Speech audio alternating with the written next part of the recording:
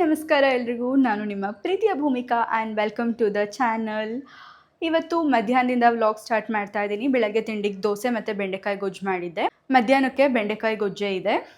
ಅನ್ನಕ್ಕೆ ಅದೇ ಚೆನ್ನಾಗಿರುತ್ತೆ ಅಂತ ಹೇಳಿ ಮಧ್ಯಾಹ್ನ ಏನೂ ಅಡುಗೆ ಮಾಡ್ತಿಲ್ಲ. ನನ್ನ ಹಸ್ಬೆಂಡ್ಗೆ ಪುಳಿಯೋಗರೆ ತುಂಬ ಇಷ್ಟ, ಸೊ ಪುಳಿಯೋಗರೆ ಗೊಜ್ಜು ಕೂಡ ಇತ್ತು. ಪುಳಿಯೋಗರೆ ಮಾಡ್ಕೊಳ್ಳೋಣ ಅಂತ ಹೇಳಿ ಪುಳಿಯೋಗರೆ. ಸೊ ಮಧ್ಯಾಹ್ನಕ್ಕೆ ಬರೀ ಅನ್ನ ಮಾಡಿದರೆ ಆಯಿತು, ಅಡುಗೆ ಕೆಲಸ ಇಲ್ಲ. ಸ್ವಲ್ಪ ಫ್ರೀ ಆಗಿದ್ದೆ ಇವತ್ತು, ಸೊ ಹಾಗಾಗಿ ವ್ಲಾಗ್ ಸ್ಟಾರ್ಟ್ ಮಾಡೋಣ ಅಂತ ಮಾಡ್ತಾಯಿದ್ದೀನಿ. ಜೊತೆಗೆ ಕೆಲವೊಂದಷ್ಟು ವಿಚಾರಗಳನ್ನ ನಿಮಗೆ ಕ್ಲಿಯರ್ ಮಾಡಬೇಕಿತ್ತು. ಸೊ ಹಾಗಾಗಿ ಈ ವಿಡಿಯೋನ ಮಾಡ್ತಾಯಿದ್ದೀನಿ. ಕೆಲಸ ಮಾಡ್ತಾ ಮಾತಾಡೋಣ ಬನ್ನಿ.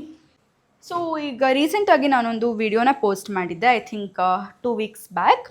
KSIC ಸ್ಯಾರಿನ ಪರ್ಚೇಸ್ ಮಾಡಿರೋದು ಮೈಸೂರು KSIC ಶೋರೂಮಲ್ಲಿ. ಅದಕ್ಕೆ ತುಂಬ ಜನ ನಾನಾ ಥರದ ಕಾಮೆಂಟ್ಸ್ ಮಾಡಿದ್ದೀರಾ. ಒಂದು 70% ಆಫ್ ದ ಜನ ತುಂಬ ಒಳ್ಳೆ ಕಾಮೆಂಟ್ಸೇ ಮಾಡಿದ್ರ. ಸ್ಯಾರೀಸ್ ತುಂಬ ಚೆನ್ನಾಗಿದೆ, ಇನ್ಫಾರ್ಮೇಷನ್ ಹೆಲ್ಪ್ಫುಲ್ ಆಯಿತು ನಮಗೆ, ನೀವು ಹೇಳಿರೋದು ಕರೆಕ್ಟಾಗಿ ಸ್ಯಾರಿ ತೊಗೊಳ್ಳೋದು ಗೊತ್ತಿರಲಿಲ್ಲ ಅಂತ ಒಳ್ಳೆ ಥರ ಕಾಮೆಂಟ್ ಮಾಡಿದರೆ. ಇನ್ನೂ ಸುಮಾರು ಜನ ನೆಗೆಟಿವ್ ಆಗಿ ಕಾಮೆಂಟ್ ಮಾಡಿದ್ರೆ. ನಾನು ಅದನ್ನು ನೆಗೆಟಿವ್ ಆಗಿ ಅಂತ ಕೂಡ ನಾನು ಹೇಳೋಕ್ಕಾಗಲ್ಲ, ಬಿಕಾಸ್ ಅವ್ರವ್ರ ಪರ್ಸ್ಪೆಕ್ಟಿವ್ ಅವರವರಿಗೆ, ಒಬ್ಬೊಬ್ರದ್ದು ಒಂದೊಂಥರ ಪರ್ಸ್ಪೆಕ್ಟಿವ್ ಇರುತ್ತೆ, ಒಬ್ಬೊಬ್ಬರು ಒಂದೊಂಥರ ಯೋಚನೆ ಮಾಡ್ತಾರೆ.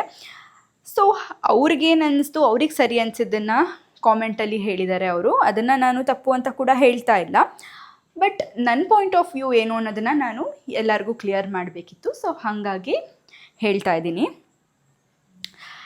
ಸೊ ಏನಪ್ಪ ಅಂತಂದರೆ ಕಾಮೆಂಟ್ ಮಾಡಿದ್ದು ಸುಮಾರಷ್ಟು ಜನ, ಏನಕ್ಕೆ ಸ್ಯಾರಿಗೆ ಅಷ್ಟೊಂದು ಇನ್ವೆಸ್ಟ್ ಮಾಡಿದ್ರಿ, it is waste of money, ಅದೇ ದುಡ್ಡನ್ನು ಸೇವ್ ಮಾಡಿದರೆ ನಿಮಗೆ ಕಷ್ಟ ಕಾಲದಲ್ಲಿ ಆಗ್ತಾ ಇತ್ತು, ಇನ್ವೆಸ್ಟ್ ಮಾಡಬೇಕಿತ್ತು ಬೇರೆ ಎಲ್ಲಾದರೂ, ಸ್ಯಾರಿ ಏನಕ್ಕೆ ಪರ್ಚೇಸ್ ಮಾಡಿದ್ರಿ ಅಂತ ಮೋಸ್ಟ್ ಆಫ್ ದ ಪೀಪಲ್ ನನಗೆ ಕಾಮೆಂಟ್ ಮಾಡಿದರು. ಫೈನ್, ಸರಿನೇ, ಅವ್ರು ಹೇಳೋದು ಸರಿನೇ, ಇನ್ವೆಸ್ಟ್ ಮಾಡಿದ್ರೆ ಒಳ್ಳೆಯದು, ದುಡ್ಡು ಆಫ್ಕೋರ್ಸ್ ಸೇವ್ ಮಾಡಲೇಬೇಕು, ಅರ್ನ್ ಮಾಡೋದೇ ಮನಿನ ಸೇವ್ ಮಾಡೋದಕ್ಕೆ ಅಲ್ವಾ? ಹೌದು, ಬಟ್ ಲೈಫಲ್ಲಿ ನಾವು ಅರ್ನ್ ಮಾಡೋದನ್ನು ಎಷ್ಟು ಸೇವ್ ಮಾಡ್ತಾ ಇದ್ದೀವಿ ಅನ್ನೋದ್ರ ಜೊತೆಗೆ ನಾವು ಲೈಫಲ್ಲಿ ಎಷ್ಟು ಖುಷಿಯಾಗಿದ್ದೀವಿ ಅನ್ನೋದು ಕೂಡ ತುಂಬಾ ಇಂಪಾರ್ಟೆಂಟ್ ಆಗುತ್ತೆ. ಬಿಕಾಸ್ ಬರೀ ದುಡಿಯೋದು ಸೇವ್ ಮಾಡೋದೇ ಜೀವನ ಆದರೆ ನಾವು ಖುಷಿಯಾಗಿರೋದು ಯಾವಾಗ ಅಲ್ವಾ? ಪ್ರತಿಯೊಬ್ಬರು ಕೂಡ ಕಷ್ಟಪಟ್ಟು ದುಡಿಯೋದೇ ಖುಷಿಯಾಗಿರಬೇಕು ಅಂತ ಅಂದಮೇಲೆ, ಸೊ ನಮಗೇನು ಇಷ್ಟ ಅದಕ್ಕೆ ನಾವು ಇನ್ವೆಸ್ಟ್ ಮಾಡೋದ್ರಲ್ಲಿ ಏನೂ ತಪ್ಪಿಲ್ಲ ಅಂತ ನನ್ನ ಒಂದು opinion. At the same time ನಾನು ಯಾರಿಗೂ ಪ್ರಮೋಟ್ ಮಾಡ್ತಾ ಇಲ್ಲ ಈ ರೀತಿ ಸ್ಯಾರಿಗೆ ಇನ್ವೆಸ್ಟ್ ಮಾಡಿ ಅಷ್ಟೊಂದು ದುಡ್ಡನ್ನು ಅಂತ. ಅದು ಅವ್ರವ್ರ ಇಷ್ಟ, ಸ್ಯಾರಿ ಆದರೂ ತೊಗೋಬೋದು ಅಥವಾ ಸೇವ್ ಮಾಡ್ಬೋದು. ಗೋಲ್ಡಿಗೆ ಇನ್ವೆಸ್ಟ್ ಮಾಡೋಕ್ಕೆ ಇಷ್ಟ ಇದ್ದರೆ ಗೋಲ್ಡ್ಗೆ ಇನ್ವೆಸ್ಟ್ ಮಾಡ್ಬೋದು, it's there choice. So save ಮಾಡುವಾಗಲೂ ಅಷ್ಟೇ, ನಾವು ಅರ್ನ್ ಮಾಡಿರೋ ಅಮೌಂಟನ್ನು ಯಾವ ಪರ್ಪಸಿಗೆ ಸೇವ್ ಮಾಡ್ತಿದ್ದೀವಿ ಅನ್ನೋದು ನಮಗೆ ಕ್ಲಾರಿಟಿ ಇರಬೇಕು. ಎಲ್ಲದನ್ನು ನಾವು ಸುಮ್ಮನೆ ಸೇವ್ ಮಾಡ್ತೀವಿ ಅಂತ ಅಂದರೆ ಆಗಲ್ಲ. ನಾವು ಫಾರ್ ಎಕ್ಸಾಂಪಲ್ ನಾವು ಸೇವ್ ಮಾಡುವಾಗಲೂ ಅಷ್ಟೇ ಎಲ್ಲ ದುಡ್ಡನ್ನು ತೊಗೊಂಡೋಗಿ ಒಂದೇ ಸೆಕ್ಟರಲ್ಲಿ ಹಾಕಲ್ಲ. ಮ್ಯೂಚುವಲ್ ಫಂಡ್ ತೊಗೊಂಡ್ರೆ ಮ್ಯೂಚುವಲ್ ಫಂಡು ಅಷ್ಟೇ ಡಿಫ್ರೆಂಟ್ ಮ್ಯೂಚುವಲ್ ಫಂಡಿಗೆ ಹಾಕಬೇಕು, ಒಂದಕ್ಕೆ ಹಾಕಲ್ಲ, ಹೌದಲ್ವಾ? ಹಾಗೆ ರಿಯಲ್ ಎಸ್ಟೇಟಲ್ಲಿ ಇನ್ವೆಸ್ಟ್ ಮಾಡ್ಬೋದು, ಗೋಲ್ಡಲ್ಲಿ ಇನ್ವೆಸ್ಟ್ ಮಾಡ್ಬೋದು, ಇಲ್ಲ RD ಕಟ್ಬೋದು ಅಥವಾ FD ಕಟ್ಬೋದು. ಸೊ ನಮ್ಮ ಖುಷಿಗೆ ಏನು ಬೇಕೋ ಅದಕ್ಕೆ ಅಂತಲೇ ಒಂದು ಪಾರ್ಟ್ ಆಫ್ ದ ಮನಿನ ಸೇವ್ ಮಾಡ್ಬೋದು. ಫಾರ್ ಎಕ್ಸಾಂಪಲ್ ಟ್ರಿಪ್ ಹೋಗೋದಿರ್ಬೋದು ಅಥವಾ ಈ ಥರ ಸ್ಯಾರಿಗೆ ಇನ್ವೆಸ್ಟ್ ಮಾಡೋದಿರ್ಬೋದು, ಈ ಥರದಕ್ಕೆಲ್ಲ ಒಂದು ಪಾರ್ಟ್ ಆಫ್ ದ ಮನಿನ ಸೇವ್ ಮಾಡಬೇಕು. See, at the end of the day money ಶಾಶ್ವತ ಅಲ್ಲ. ನಾವು ಸೀರೆ ತೊಗೊಂಡು ಉಟ್ಕೊಂಡು ಆ ಖುಷಿ ಸಿಗುತ್ತೆ ಅಲ್ವಾ, ಅದು ಶಾಶ್ವತವಾಗಿರುತ್ತೆ, ಸೀರಿಯಸ್ಲಿ. ಸೊ ಇದು ನನ್ನ ಪಾಯಿಂಟ್ ಆಫ್ ವ್ಯೂ.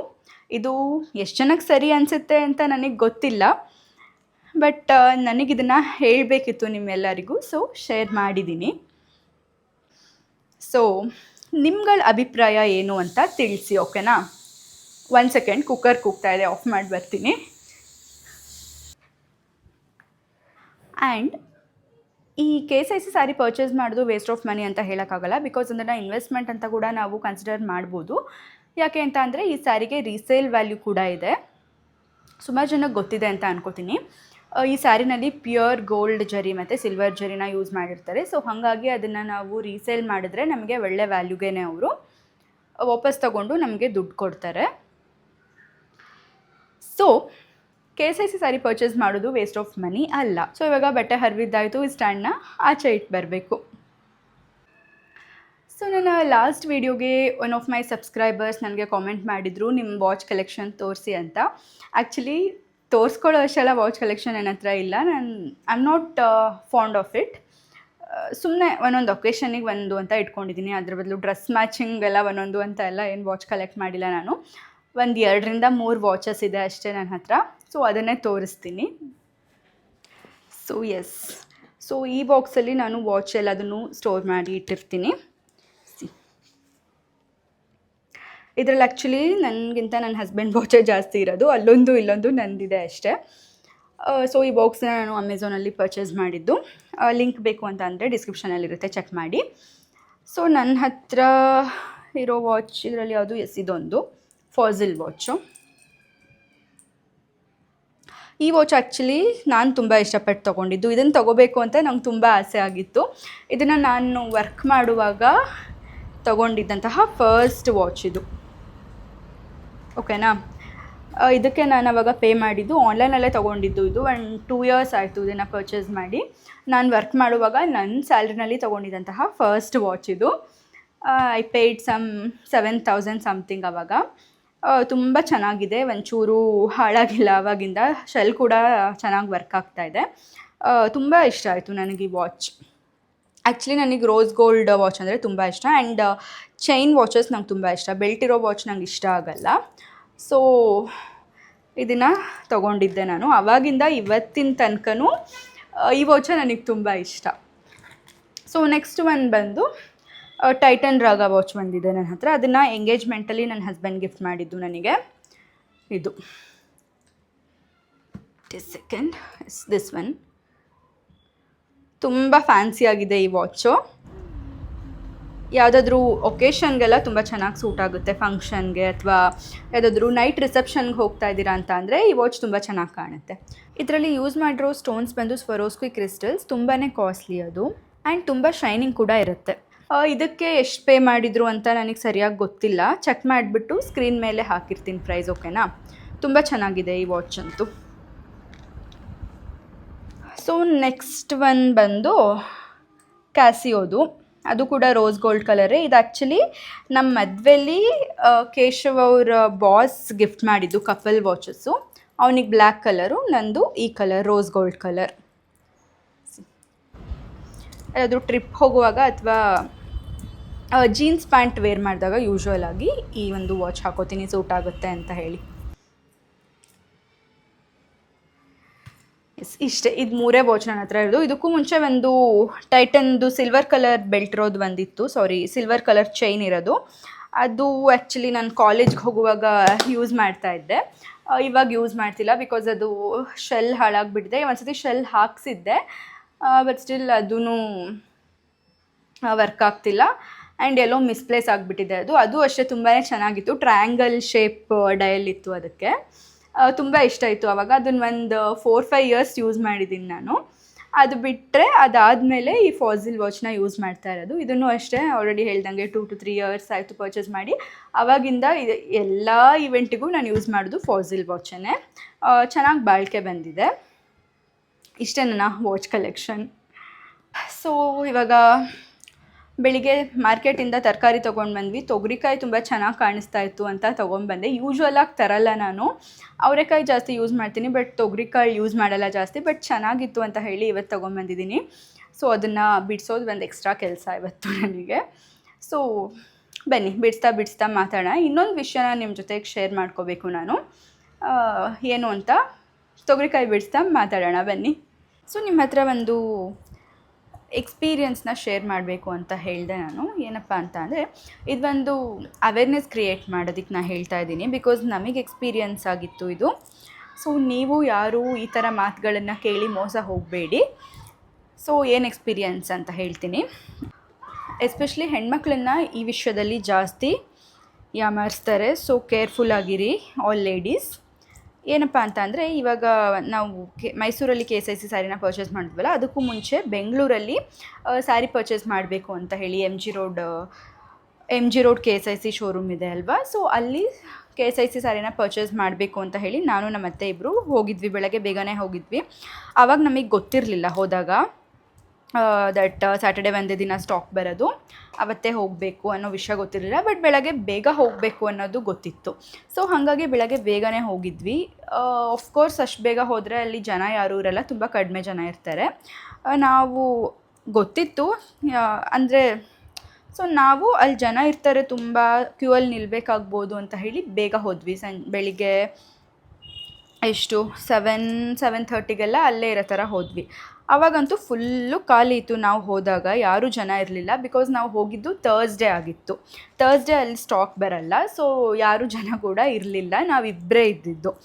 ಸರಿ ಹೋಗೋದು ಹೋಗ್ಬಿಟ್ಟಿದ್ದೀವಲ್ಲ, ವೆಯ್ಟ್ ಮಾಡೋಣ ಶಾಪ್ ಓಪನ್ ಆಗೋ ತನಕ. ವೆಯ್ಟ್ ಮಾಡಿ ಸ್ಯಾರೀಸ್ ಇದ್ದರೆ ತೊಗೊಂಬರೋಣ, ಸ್ಯಾರೀಸ್ ಇಲ್ಲ ಅಂತ ಅಂದರೆ ಹಾಗೆ ವಾಪಸ್ ಬರೋಣ. ಬಿಕಾಸ್ ಹಾಗೆ ವಾಪಸ್ ಬಂದುಬಿಟ್ರೆ ಇತ್ತೇನೋ ಅಂತ ಹಾಗೆ ಮೈಂಡಲ್ಲಿ ಉಳ್ಕೊಂಬಿಡುತ್ತೆ. ಸೊ ಬೇಡ ಅಂದ್ಬಿಟ್ಟು ತೊಗೊಂಡೇ ಹೋಗೋಣ, ನೋಡಿಕೊಂಡೇ ಹೋಗೋಣ ಅಂತ ಹೇಳಿ ವೆಯ್ಟ್ ಮಾಡಿದ್ವಿ. ಓಕೆನಾ, ಇಬ್ಬರು ಕೂತ್ಕೊಂಡು ವೆಯ್ಟ್ ಮಾಡ್ತಿದ್ವಿ. ತಿಂಡಿ ಎಲ್ಲ ತೊಗೊಂಡು ಹೋಗಿದ್ವಿ, ತಿಂತಾ ಕೂತಿದ್ವಿ.